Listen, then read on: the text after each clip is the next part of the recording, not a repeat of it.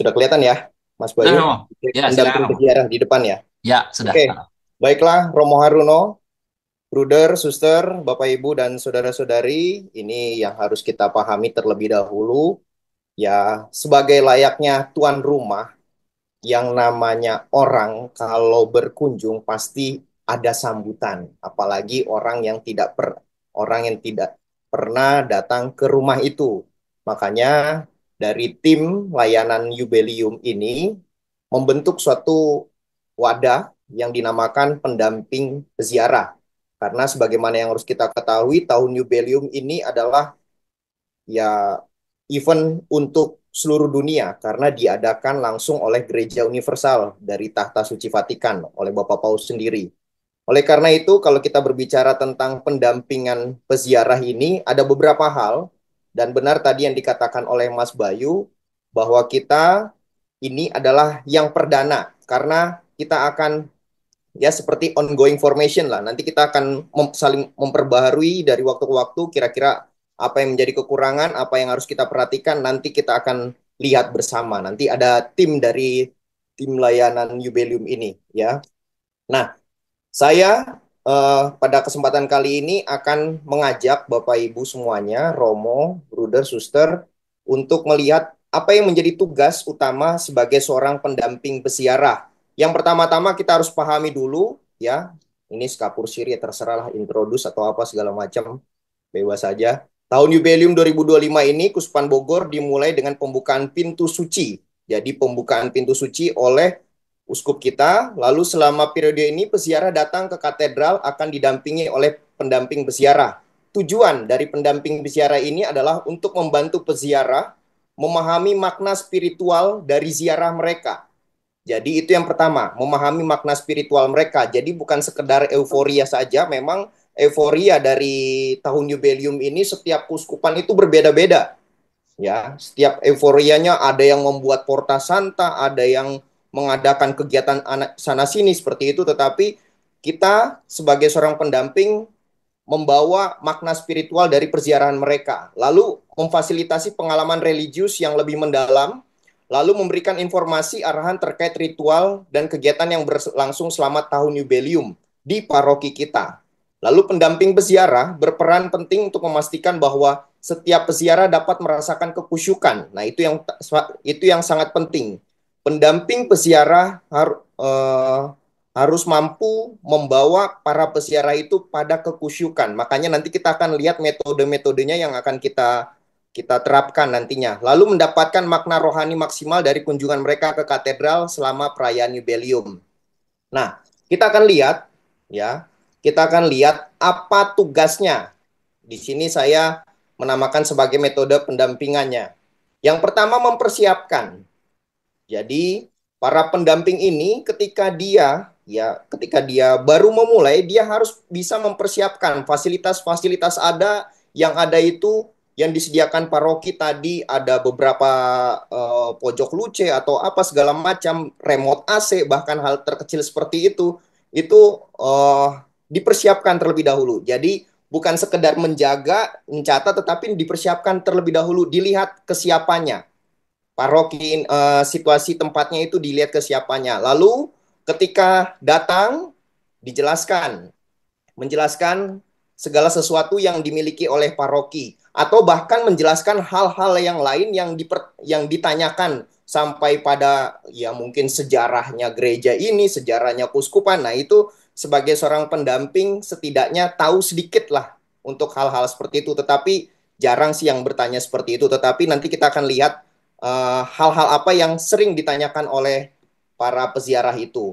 Intinya menjelaskan, menjelaskan dan yang ketiga, yang ke C itu yaitu menjaga. Menjaga prasarana paroki tadi sudah dikatakan oleh Pak Rudi, itu kalau misalnya hari sekolah itu banyak anak-anak, itu ya pojok luce itu memang dijaga, lalu kekusyukan di dalam gereja itu dijaga, biasanya anak-anak juga datang, tidak usah dimarahi, ya tidak usah diusir segala macam, biarkan mereka menikmati Jubileum ini juga, seperti itu. Jadi dibilang saja baik-baik seperti itu, nggak usah dipencet anak orang nanti nangis kayak gitu ya. Jadi pelan-pelan saja diarahkan. Lalu yang menjaga yang keduanya yaitu keheningan doa peziarah. Itu juga menjadi konsentrasi dari pendamping peziarah. Jadi ketika mereka masuk ke tempat doa, Plaza Maria atau tempat doa gereja atau di tempat, tugasnya yaitu menjaga keheningan doa itu. Ketika misalnya ada orang yang memang di dalam itu malah berbicara di dalam gereja itu ya, tugas pendamping berziarah itu ya menjelaskan baik-baik, Ibu mohon maaf, supaya tidak ini ada orang yang masih berdoa, yaitu dijaga seperti itu ya. Ya, lalu setelah itu menemani para peziarah sampai pada hal tertentu seperti yang tadi dikatakan oleh tadi sebelumnya oleh Pak Rudi, Romo Haruno, Mas Bayu. Ada beberapa tempat-tempat yang memang menjadi suatu daya tarik tersendiri atau fasilitas dari paroki itu, menemani di mana misalnya ke gereja ke Porta Santa, atau terserah nanti diarahkan seperti apa. Intinya empat metode ini setidaknya itu sudah dimiliki setiap pendamping ya. Empat metode ini menjadi yang harus dimiliki. Lalu yang selanjutnya ini saya hal-hal teknis saja semuanya ya. Jadi dan ini agak teoritis ya untuk hal seperti ini. Lalu perhatian, ini yang menjadi perhatian ya. Perhatian yaitu tentang Porta Santa, pintu suci. Tadi Romo Haruno sudah menjelaskan bagaimana Romo Habil menjelaskan seperti itu. Nah, untuk hal ini kita harus paham terlebih dahulu ya, kita harus paham terlebih dahulu apa yang disuarakan oleh Bapak Paus sendiri, terutama untuk Jubileum 2025 ini ya, untuk menjelaskan. Terkadang sampai beberapa waktu lalu ada yang bertanya, ini Porta Santanya di mana? Lalu kenapa sih nggak ada Porta Santa? Nah, hal-hal seperti ini eh, yang sering muncul bagi para peziarah. Tapi kita bisa menjelaskan. Nah, di sini saya akan menunjukkan penjelasan secara idealnya ya, secara idealnya. Yang pertama yang harus kita pahami terlebih dahulu, tahun Jubileum. Tahun Jubileum ini yang kita rayakan itu eh, yang pertama sebelum tahun Jubileum saat ini sudah diawali dengan tahun Jubileum luar biasa yang dimulai dari 8 Desember 2015 dan berakhir 20 November 2016. Sedangkan tahun Jubileum kita ini 24 Desember 2024, 6 Januari sampai 6 Januari 2026. Dan tentunya arahannya atau panduan di 8 Desember itu tahun 2015-16 itu menggunakan Bulla Misericordia. Lalu kalau tahun kita ini adalah Bulla Spes Non Confundit ya. Bulla itu ajaran Bapak Paus ya, seperti itu ya, yang dikeluarkan langsung oleh Bapak Paus seperti itu. Nah, kalau tema untuk kita saat ini yaitu pengharapan tidak mengecewakan, tentu dari eh, surat Rasul Paulus kepada jemaat di Roma bab 5 ayat 5. Nah, sekarang kita akan lihat. Jadi Bapak Ibu, ini saya akan tunjukkan idealnya ya. Idealnya suatu ajaran atau apa yang dikeluarkan oleh Gereja Katolik. Ya, kita akan lihat. Yang pertama, dari Bulla Misericordia. Jadi kita akan lihat perbandingannya dulu supaya orang paham apakah Porta Santa itu bisa apa namanya? Itu merupakan suatu kewajiban atau sesuatu yang boleh tidak dibuat seperti itu. Kita lihat di sini. Yang pertama, yang terjadi di dalam Bulla Misericordia Vultus atau disebut sebagai wajah keraiman dalam bahasa Indonesianya. Kita akan lihat, saya mencoba untuk melihat semuanya. Dan di nomor 3, di dalam Misericordia Vultus itu nomor 3 itu kita akan lihat. Jadi Bulla Misericordia ini tadi sudah saya katakan dikeluarkan 11 April, Paus Fransiskus juga, dan Bulla Misericordia ini adalah Jubileum luar biasa. Itu yang membedakan. Kalau kita adalah Jubileum biasa. Jadi sebagai pendamping ini harus paham untuk hal ini. Kalau kita sedang merayakan Jubileum biasa. Dan saat 2015 ini adalah jubileum luar biasa. Dimulai 8 Desember pada pesta Perawan Maria dikandung tanpa noda hingga 20 November saat pesta Kristus Raja. Nah, ini kan kita akan lihat Nama ya, kita akan lihat di sini ya. Saya akan tunjukkan Bulla Misericordiae nomor 3. Apa yang menjadi anjuran Bapak Paus di dalam Bulla Misericordiae? Nah, ini yang harus kita lihat, terutama di paragraf kedua. Paragraf kedua, di situ dikatakan, saya akan bersuka cita membuka pintu suci pada hari raya Santa Perawan Maria dikandung. Pada hari itu pintu suci akan menjadi sebuah pintu kerahiman. Jadi, pintu suci yang dikeluarkan oleh Bapak Paus tahun 2015 bisa dikatakan sebagai pintu kerahiman yang melalui siapapun masuk akan mengalami kasih Allah, menghibur, mengampuni, menanamkan harapan. Nah, itu yang harus dipahami. Pintu suci yang dimaksudkan di dalam 2015 itu adalah pintu kerahiman itu sendiri. Nah, kita akan lihat kronologi bagaimana Bapak Paus saat tahun 2015 mengenai pintu suci atau pintu kerahiman ini. Pada minggu berikutnya, ini kita lihat paragraf ketiga, pada minggu berikutnya, hari Minggu Advent ketiga, pintu suci Katedral Roma, yaitu Basilika Santo Yohanes Lateran, akan dibuka. Lalu minggu-minggu berikutnya, pintu suci dari basilika-basilika kepausan lainnya akan dibuka. Jadi, dimulai dari pintu suci Katedral Roma. Ya, jadi ini yang harus dipahami, tahta, kalau bisa dikatakan, negara Vatikan, ibu kotanya itu bukanlah Basilika Santo Petrus, tetapi ibu kotanya tidak lain adalah Santo Yohanes Lateran. Makanya dibuka di ibu kota dari Vatikan yang ada di luar luar negara Vatikan itu sendiri. Nah, setelah itu dibukalah pintu suci dari basilika-basilika kepausan yang lainnya. Lalu selanjutnya pada minggu yang sama saya akan mengumumkan bahwa setiap gereja lokal di katedral, ya. Jadi setiap gereja lokal, jadi gereja-gereja lokal itu ya gereja dimanapun berada di setiap keuskupan seperti itu, di katedral, gereja ibu dari umat di wilayah tertentu manapun atau sebaliknya, pada yang setara katedral atau gereja lain bermakna khusus, sebuah pintu kerahiman akan dibuka selama tahun suci berdasarkan kebijaksanaan ordinari setempat. Sebuah pintu yang sama akan dibuka setiap tempat ziarah yang sering dikunjungi oleh kelompok-kelompok besar peziarah. Karena kunjungan ke tempat-tempat suci ini, jadi di sini Nah, jadi di sini, dari sini saja kita bisa memahami yang dibuka pintu suci itu menurut tahun 2015 itu adalah semua pintu yang ada di basilika, ada di katedral, atau ada di kokatedral. Jadi ini yang harus pahami, ada namanya katedral, ada namanya kokatedral, lalu ada gereja-gereja biasa, paroki-paroki, bahkan tempat ziarah itu dinamakan sebagai pintu kerahiman atau porta santa atau biasa kita sebut pintu suci.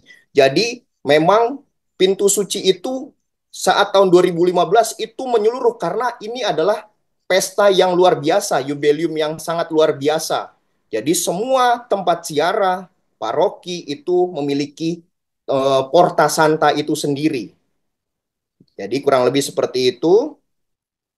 Nah, lalu kita akan lihat, ini kita pahami terlebih dahulu. Jadi saat 2015 Porta Santa itu semuanya, ya. Jadi setiap bisa dikatakan setiap pintu paroki, setiap pintu tempat ziarah, setiap pintu basilika, setiap pintu katedral itu adalah Porta Santa. Ya, karena di sini sudah dikatakan, ya. Lalu selanjutnya kita akan lihat Bulla Spes Non Confundit yang kita rayakan saat ini, yang berarti pengharapan tidak mengecewakan. Ketika saya lihat, hanya di nomor 6 yang menjelaskan bagaimana Porta Santa itu sangat dijelaskan di situ, ya. Lalu bula kepausan yang dikeluarkan itu bula ini dikeluarkan 9 Mei 2024 yang menyatakan sebuah peringatan Yubelium 2025. Jadi tidak ada tulisan sama sekali Yubelium luar biasa, tetapi Yubelium 2025. Jadi Yubelium biasa, dan tanggal 24 Desember malam Natal itu dimulai hingga 6 Januari 2026 saat Epifania. Ya, oke, kita akan lihat apa yang terjadi di dalam space non-confounded atau pengharapan yang tidak mengecewakan ini. Yang pertama, kita harus memahami dulu ya bahwa ternyata dari sini Bapak Paus itu mengatakan bahwa setelah ini besar kemungkinan kalau saya telisik dari apa yang dikatakan oleh Bapak Paus dalam Space Non-Confounded ini, tahun 2033 itu ternyata itu akan menandai peringatan 2000 tahun penebusan yang dimenangkan melalui sengsara, kematian, dan kebangkitan Tuhan kita Yesus Kristus. Ya, saya nggak tahu apakah nanti ini akan dinamakan Yubelium luar biasa atau tidak, karena Yesus meninggal itu, Yesus wafat di kayu salib itu umur 33 ya, di situ ya. Dan dua ribu 2000 tahun yang akan 2000 tahun yang lalu ketika 2033 ini kita merayakan itu gitu ya. Saya nggak tahu apakah nanti karena Bapak Paus sudah mengatakan di sini tahun 2033 apakah nanti ada Yubelium agung luar biasa atau apa, seperti kita tunggu aja. Artinya masih sekitar berapa tahun nih? 8 tahunan ya. 8 tahunan kita bisa lihat. Nah, tapi bukan itu, ini hanya itu aja. Nah, kita akan lihat di sini. Ya, masih di nomor 6, didukung tradisi besar ini, yakni tahun Yobel, menjadi pengalaman penuh rahmat harapan bagi semua gereja. Dengan ini saya menyatakan resmi bahwa pintu suci Basilika Santo Petrus di Vatikan akan dibuka tanggal 24 Desember. Ya, resmi dimulai. Dan pada minggu berikutnya, nah ini kita lihat Yubelium biasa resmi dimulai. Pada minggu berikutnya, 29 Desember 2004, saya akan membuka pintu suci katedral saya, Yohanes Lateran. Nah ini pintu-pintu suci ya, pintu-pintu suci. Lalu ternyata di sana ada 5 pintu suci, termasuk pintu suci yang di penjara ya, Viterbo di daerah Italia juga. Oke, kita lanjut saja. Nah, ini yang agak penting juga nih. Lalu, saya dekretkan, artinya Bapak Paus memberikan amanat kepada seluruhnya 29 Desember 2024 di setiap katedral atau ko-katedral, para uskup diosesan hendaknya merayakan Misa Kudus sebagai pembuka tahun Yobel. Jadi, ini yang harus dipahami, Bapak Paus mengatakan 29 Desember 2024 setiap katedral atau ko-katedral itu merayakan misa untuk pembukaan tahun Yobel. Kalau katedral kita sudah paham ya, tetapi apa itu ko-katedral? Ada beberapa keuskupan yang memiliki 2 katedral. Biasanya kalau di keuskupan itu ada 2 kota penting, ada kota administrasi, ada kota historis seperti itu. Nah, biasanya ada katedral dan ada ko-katedral. Itu sama, kurang lebih sama, ko-katedral. Jadi kurang ada 2 katedral di dalam suatu keuskupan. Contohnya kalau Bogor cuma satu, kita punya katedral. Tapi kalau misalnya saya nggak tahu, misalnya ada ko-katedral ya paling Sukabumi itu misalnya. Tapi kan kita hanya memiliki satu katedral saja. Ko-katedral itu yang dimaksudkan seperti itu. Jadi ada 2. Jadi Bapak Suci meminta untuk dibuka tanggal 29 itu. Lalu dengan menggunakan petunjuk-petunjuk ritual yang akan disediakan pada kesempatan itu. Petunjuk ritualnya yaitu ritual-ritual yang kita rayakan waktu itu kita gunakan. Nah, ini yang harus dipahami ya. Bapak Paus di sini selain meminta untuk membuka pintu suci,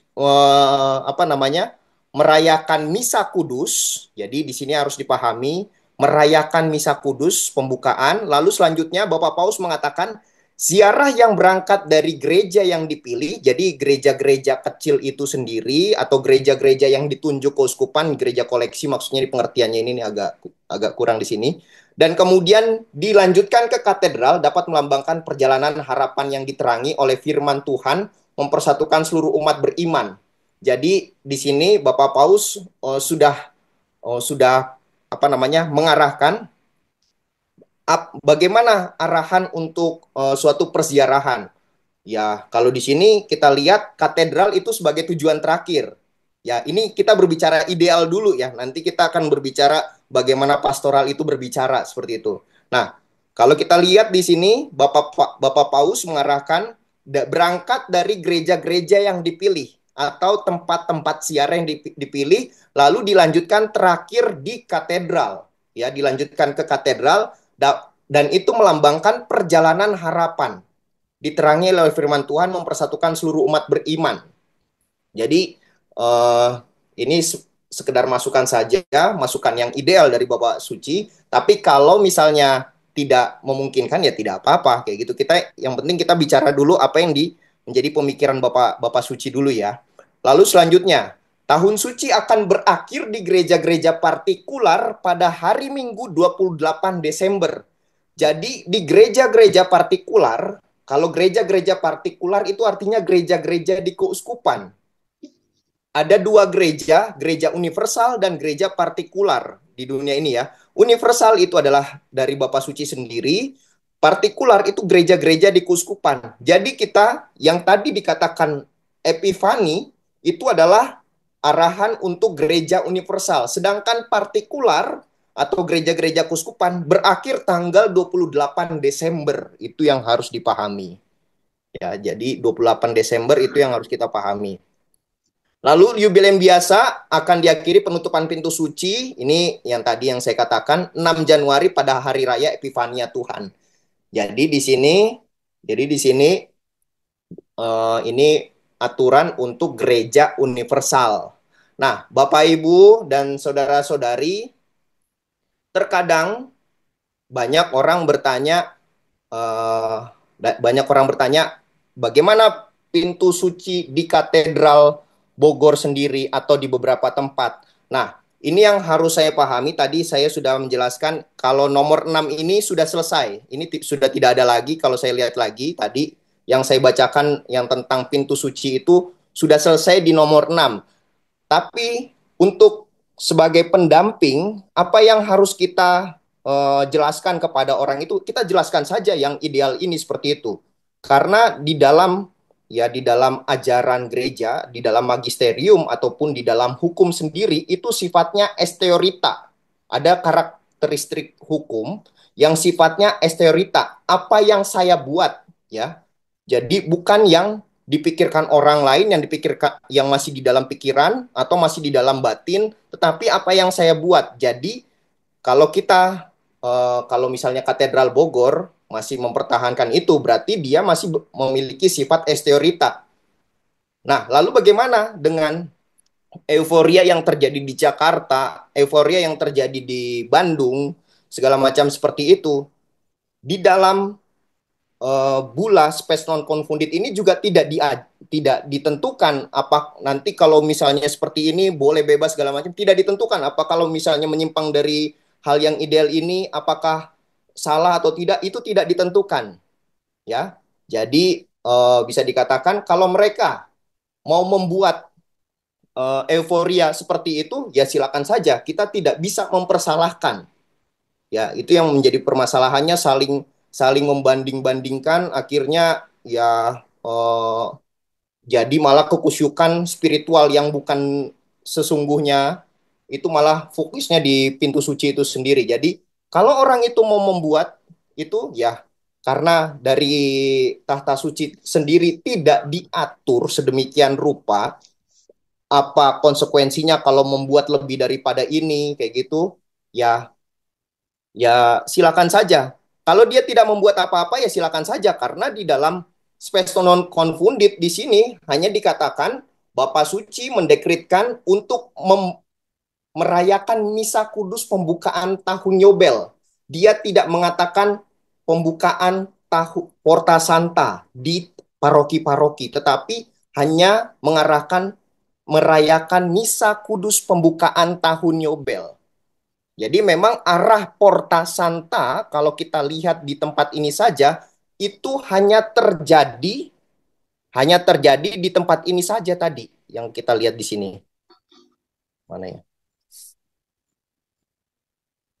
Ya, di pintu-pintu suci itu sendiri, di pintu suci secara fisik itu ada di kota Roma itu sendiri.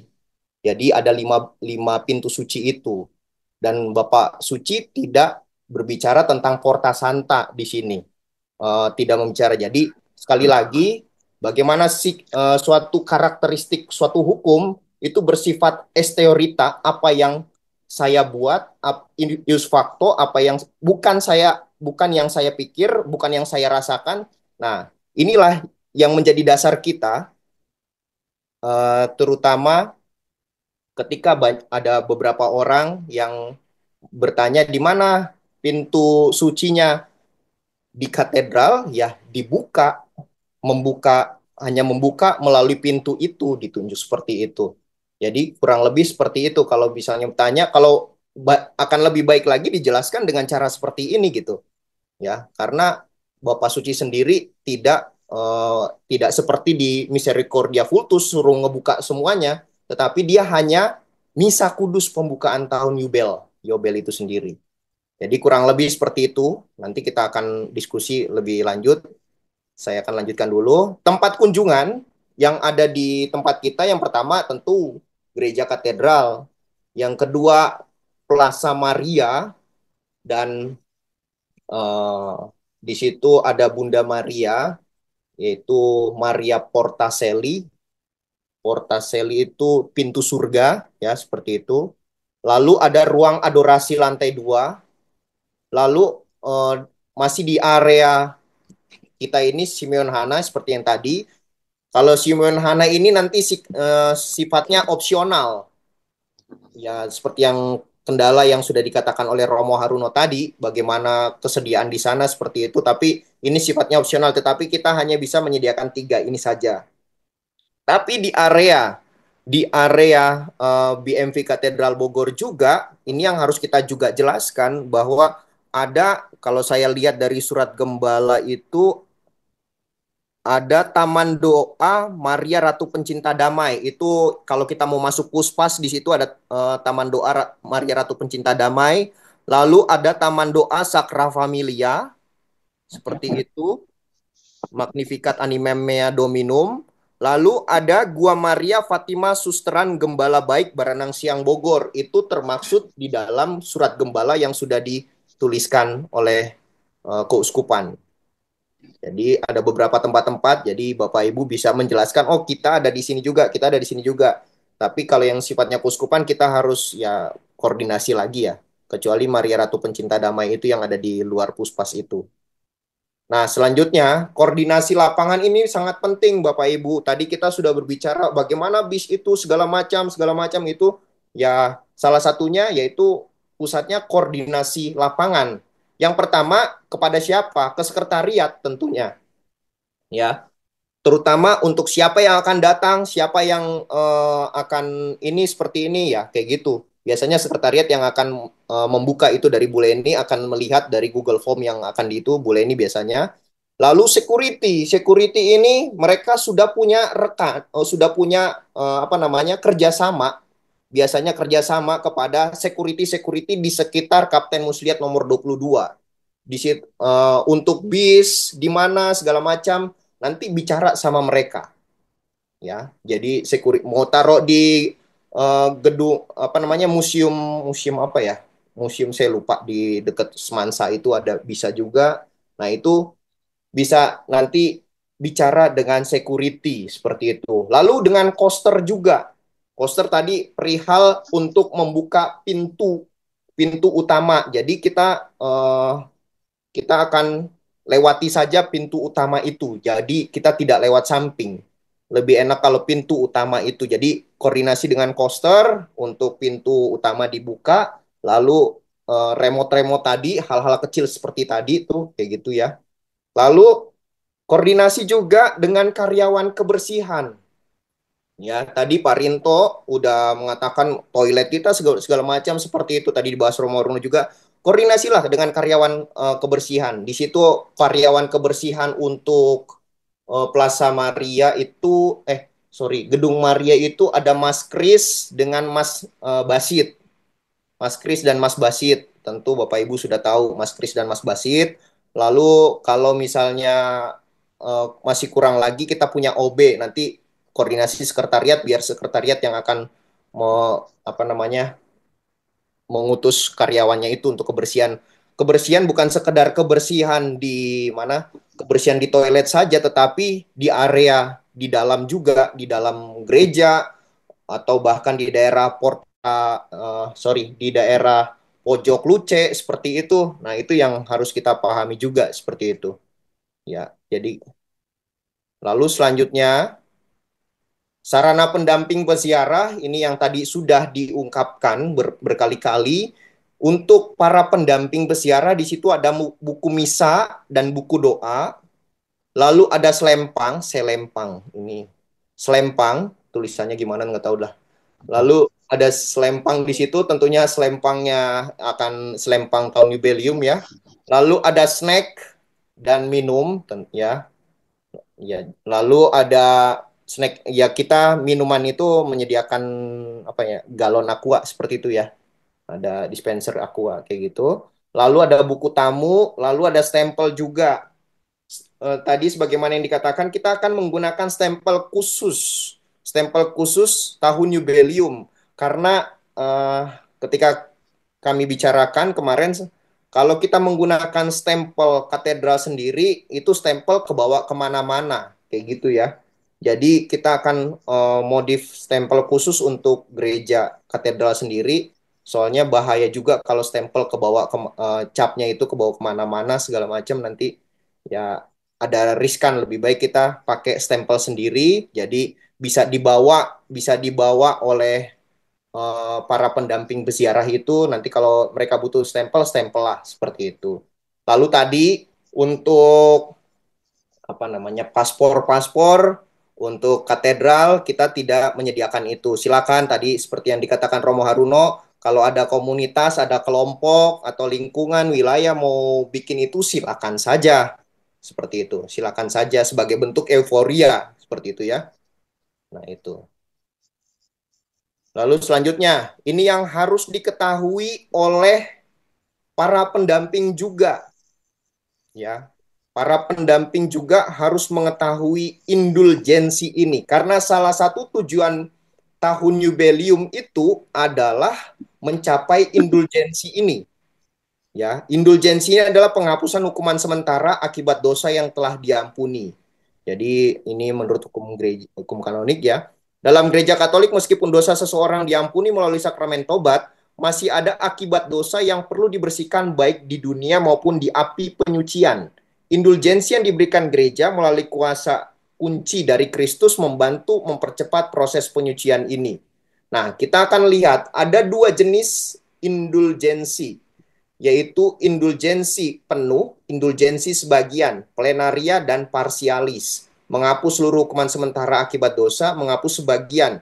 Nah, ini kalau kita membuat semuanya, ini ada penghapusan yang namanya penuh. Kalau kita bikin lengkap dengan syarat-syarat untuk mendapatkan indulgensi itu secara lengkap, itu namanya penuh. Kalau kita hanya bisa sebagian, itu namanya sebagian, seperti itu. Oke, lalu di sini indulgensi dalam tahun jubileum 2025.